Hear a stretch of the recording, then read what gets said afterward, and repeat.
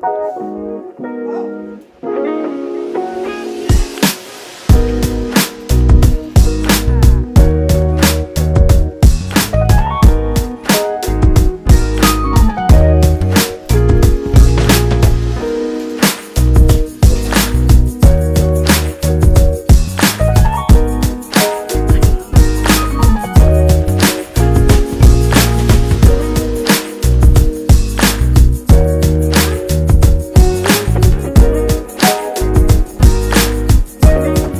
today we're here with my friend Tara. Hi, Tara. Hi. And we're going to talk about life and pottery. And Tara's been a potter for how long? Ooh. Well, I've been doing it for at least 20 years. Wow. That's a while. 22 years maybe. Okay. That is a long time. Yeah, I guess. Mm-hmm. Time goes so fast. Yeah.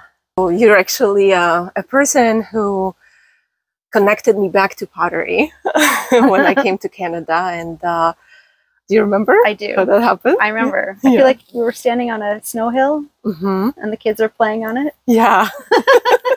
And I think you told me like, I do pottery. I think you said you were going to the pottery store and I was like, what are you going there for? Didn't I? Oh, maybe. So I was already doing it, or maybe I think you were going to go buy clay, or you were looking to buy clay. I was gonna. And I was like, what are you going to do with clay? Because I buy clay too. Yeah, that's so awesome. Oh my gosh. I think because I really wanted to do it, I probably met you at that time. And then it kind of helped me because I remember just feeling like, well, Tara does it. And you showed me all the nooks and crannies in Waterloo and showed me the potter's workshop and the store. And then I got into it again. Yeah. So, but I actually never asked you this. I'm really curious about how did you start doing it and what brought you, like what drawn you into clay? Mm-hmm. Well, I remember the first time I did clay was in grade 4. Wow. And I remember at the beginning of the year, the teacher was talking about all the things that were going to happen in the year, all the class trips we were going to take and what we were going to do in art class. And she said, we're going to do pottery. And right away I was just like, oh, I cannot wait. And we made a little pinch pot and I made a little duck and I was so excited about it and loved it and wanted to do it more after that. Mm-hmm. So in high school, I sought out a night class. I did pottery. But this was before the internet, and so you just look up in the yellow pages in the phone book to try and find somebody, and it was hard to find somebody. Was it like a night class, but not part of the school? It was in the community? It was in a high school, but not my school. Mm-hmm. Did you end up finding it? Yeah, it was on a kick wheel. Oh, wow. I know. It was an old wheel, and the teacher was a little Einstein looking with like crazy gray hair, and I just decided I just wanted to keep throwing and throwing and throwing, and I didn't like fire anything from that class. I just played with the clay and I just loved it. Wow. Yeah. And then as we moved different places, I was always looking for a teacher and couldn't find one until I moved to Waterloo, and I looked in the yellow pages as soon as I moved here and I found one. So, and that's how I got on to doing it more regularly. That's the 22 years that you're counting from, like from finding a teacher here in Waterloo. Yeah. Yeah. And like, was it the wheel too that you did? Yeah. Yeah. I loved the wheel. I still love the wheel. Yeah. How is it on the wheel? I think I just love the feel of that wet clay and making the clay just move into a shape and watching it form as it's spinning. And it's, I don't know. I don't know why it feels so grounding or so good, but I think because it's maybe earth. And we're touching the earth and playing with the earth. Yeah. Also, my name is Tara. Go figure. It was a destiny. Yes, it was destiny. I remember thinking that too, and I met you. It was like, Tara, and I'm gonna do terracotta. Because my English wasn't good. I thought it was actually the same spelling. Oh, yeah. But yeah. So So, so you were drawn into the wheel, and you always like loved it. That's so cool that you did the kick wheel. Yeah. Mm-hmm. Yeah. It was neat to... Did you do it like bare feet? I kind of have a picture of you like bare feet kick wheeling. No, but I probably would have if I was given the opportunity, for sure. Nice. And then when you took the class, that's when you started to fire your pieces? Mm-hmm. Once I started taking classes here, I started Mm-hmm. firing and then glazing, which at first felt like it was ruining the piece. Oh, yeah? It just, I guess I had a different vision of what the glaze would look like. And then it did its own thing in the kiln. And I learned slowly. Mm-hmm. But I've learned that you can't depend on it. It's like a surprise every time you open the kiln. That's right? true. It's kind of like, what's it going to be like? Mm-hmm. So do you feel like you've learned to accept it more for what it is? Yes. I've let go a lot of expectations and surrendered to the process and letting it be what it's going to be. That's beautiful.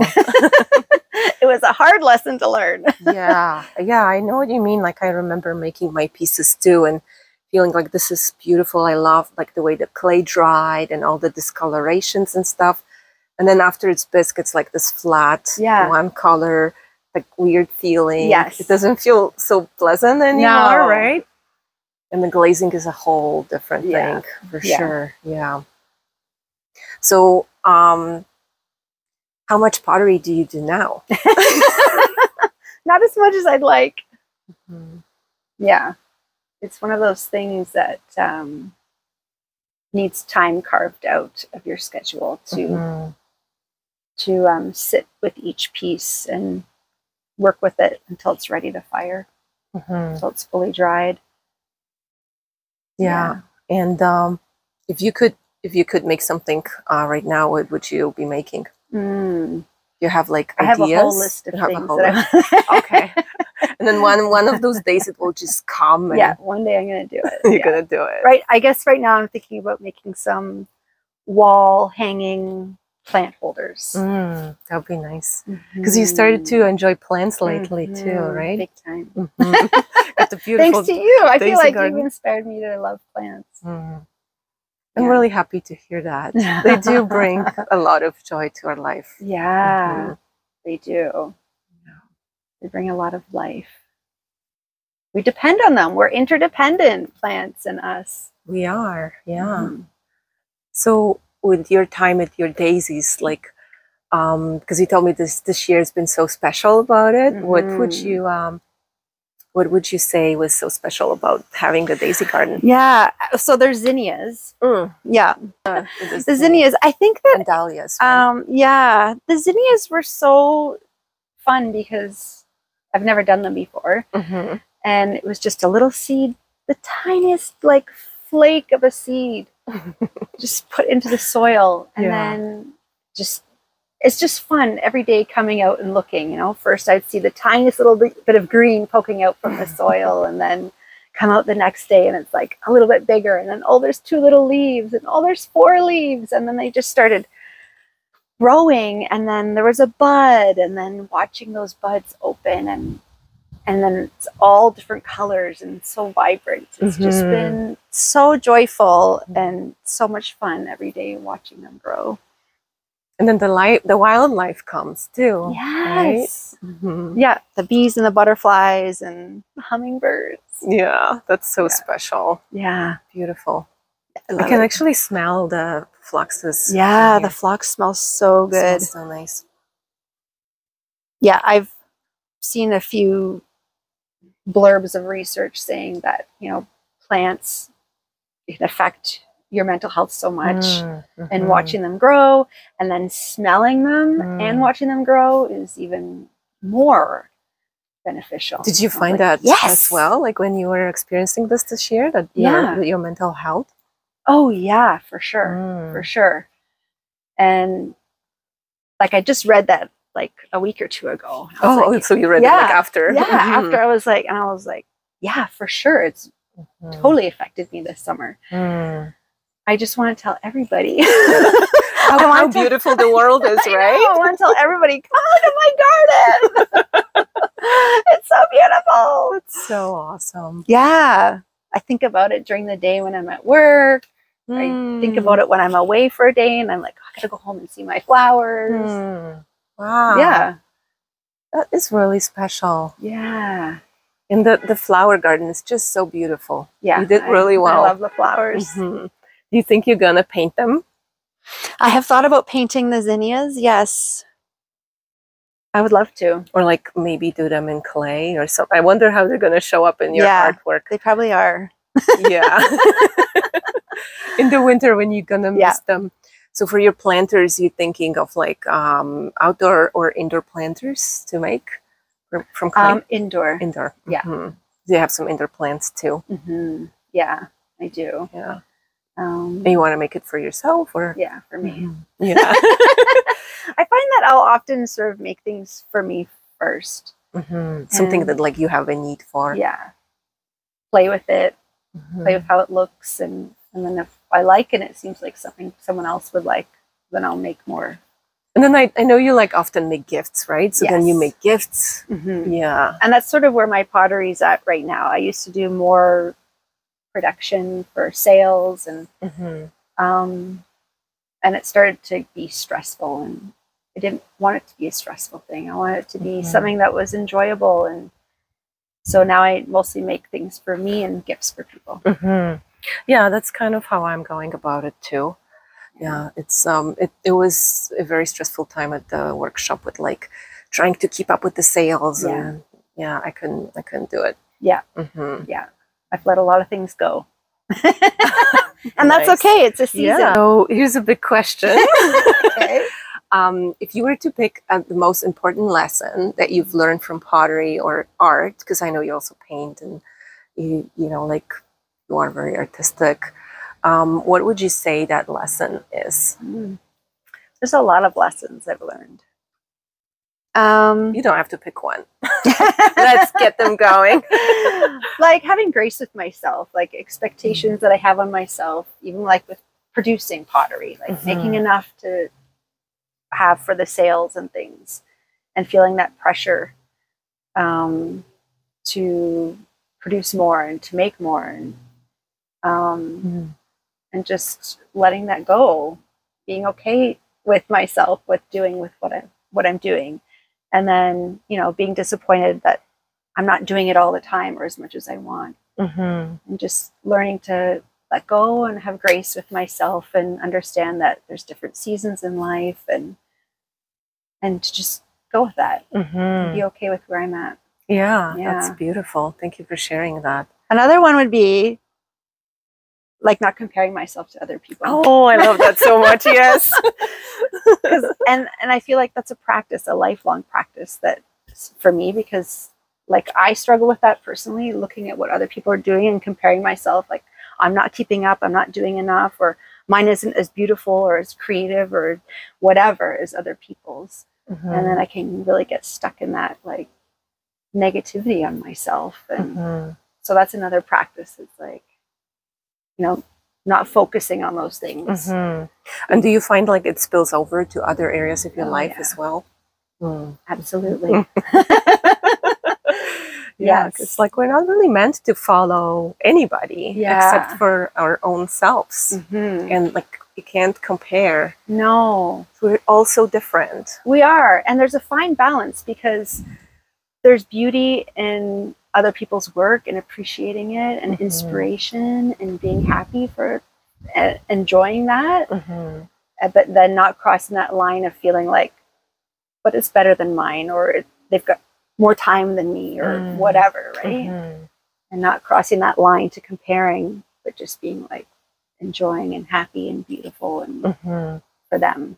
Yeah. And enjoying your own when it's time, right? Yeah. And like also like recognizing yourself and your own gifts too, that you know that well, we have a talent and we are blessed to be able to use it. It is a lesson for me as well. So yeah, it's a tough one, but it's a good lesson. And something that Oscar has taught me too. He says that, like, he's talked to me, my son, my oldest son, has talked to me about just moving through life and the words that he uses. He's trying to be very careful about the terminology he uses. And so he started using the word, I'm practicing this, I'm practicing that. And that really, really resonated with me because I was like, yeah, I'm not perfect. Nothing I'm going to do is going to be perfect. Yeah. And I'm always striving for, you know, being better at me. But it's never going to be perfect. And I don't want to beat myself up about it. I want to have grace and tell myself, I'm practicing. It's a practice. I love that. It's a practice. Life's a practice. Yeah. It feels like it's full of grace. And it's never really finished. No. Is it, right? Like we go through life and at the end we're still learning and we're still practicing. Yeah. Because each moment is unfolding and it's new. So how can we possibly know how to be in each moment? Yeah. Because it never happened before. Right. So it's always a practice. Yeah. It's so true. And even like the best musicians or the best athletes, they constantly have to practice that. Every day they have to put in that time and practice and practice. It's not like they become this musician and that's it. Now they're this best musician. No, it's a constant practice that they have to continually do. Just like everything in our life. It's true. Yeah. How long does it take? How much practice does it take to master the wheel? I don't know. Like I've seen some people just like get on and whoop. It's like they can do it, eh? Yeah. It wasn't like that with me. How long did it take you? It took me a little bit to master like centering. And then you just start to try and master centering a bigger piece of clay. So that took a while. You'd say I'm like not sure 2 years? It depends how much time you spend on it. Exactly, yeah. Yeah. And some people have more time and some people have less time for that. That's true. Yeah. When I've had like months in between using the wheel, it's almost like I need a little bit of time to get used to it again. Okay, yeah. But then it's like riding a bike, right? It's like, oh yeah. And then you remember. Yeah. Yeah. So you mentioned you have a hard time finding time for pottery. Why is that? Because life is so nourished, so full of good things. You know, I've got kids and I work and life is busy. How many kids do you have? I have 5 kids. Wow. That is a busy life. It's a busy life, yeah. It's a fun-filled life. That can get overwhelming and stressful too. So I've really had to work on taking care of myself, self-care, and making sure that that's like a number one, so I can take care of the kids and have enough energy to give to work and to other things as well. And so that's a lot of where my grace comes from too, because I want to be doing more pottery, but I don't really physically have the time. Yeah. Your youngest child is still like requiring your attention a lot, right? Yeah. And they have activities and all of that we have to go to. Yeah, it will happen eventually. It will. Yeah. I don't want it to be a work thing either. Yeah. I want it to be enjoyable. But you've always like found time to do it, and that's what really inspires me, like knowing that, you know, like I have 3 kids and you have 5 kids, and I'm like, I felt like my life was so busy, but I was always thinking, oh, Tara can do it. I can do it. And like, I don't know, how did you find time to be able to still continue practicing pottery? Because like through this whole time, basically you had kids, right? Like it wasn't, it wasn't a time when you had no kids to take care of. That's true. Having a friend to do it with, like finding somebody that's like interested and wanting to do it was really helpful. So I had Tammy and I had you, who I could like, there's just some accountability there. Like, okay, we're gonna meet on this day and do pottery, or we're gonna meet on this day and we're gonna fire. So it's like, okay, I have to do this because it's not just me. Yeah, somebody else is involved. That makes too. sense. But it wasn't at all ever negative. It was always encouraging and exciting. And then it was also social then, because I was with a friend. Mm-hmm. Did you find that this was part of that self-care that you were mentioning earlier, that like helped you to have that time for yourself, like do something that nourishes you, that's away from being a mom and working? Yeah. So often it was my night out. Mm-hmm. So my husband and I would each give each other a night out a week. Mm-hmm. And my night out was pottery. So I'd go to the workshop and I would do pottery there because the kids weren't there. Yes. And at the workshop, I know you had some like really fun time there. Mm-hmm. Did you guys like do the firing at the workshop? Yeah. So when we would fire, we would have to be at the kilns the whole time. And the firing would take like 12, 14 hours. Oh my gosh. And we had to stay there. We couldn't just like leave the kilns running and then nobody be there. Mm-hmm. But Tammy and I both had little kids, toddlers, babies, school-age kids. So we couldn't really be away from the family for that long. Mm-hmm. So we would fire through the night. We'd bring our sleeping bags, an alarm clock, and we'd load the kiln and turn it on. And we was there beds there? No, there's like big tables for like glazing and doing pottery. We would just put the sleeping bags on the tables and set the alarm every hour and go down and check the kiln and then come back up. We'd get yummy takeout food and so awesome. Take turns going down. Really badass. Like you must be quite committed to do that. Yes. Yeah. And I feel like those years of doing pottery, it was a really big part of, I don't know if I would say my identity, but part of my self-care, in that this is me. Mm-hmm. And this isn't me as a mother. Mm. This isn't me with my kids. This is just something for me. And I loved it. Mm-hmm. It was worth it. Yeah. Yeah. Wow. Yeah, that's really awesome. Yeah. Mm-hmm. I was never that badass with the firings at the workshop. I was like, I need to get a kiln. Yeah, you got a kiln right away. I don't have to go somewhere. Yeah. It's too much work. Yeah. It's scary too, like driving with all your pots to the kiln. Yeah. To the city. Every little clink, or you're like, oh no, did it break in the back? Yeah, and then with the glazes on, or did you glaze it at the workshop and fire it right away? Both. I would glaze here or I would glaze there. But if I glazed here and I was transporting it, it was so scary because the glaze would chip off. Yeah, it would chip off so easily. And you can't really like wrap it because that takes off the glaze too. Yeah. Your journey with pottery, a lifelong journey with pottery. Yeah, I'm going to do it forever. Oh, I'm going to do it forever.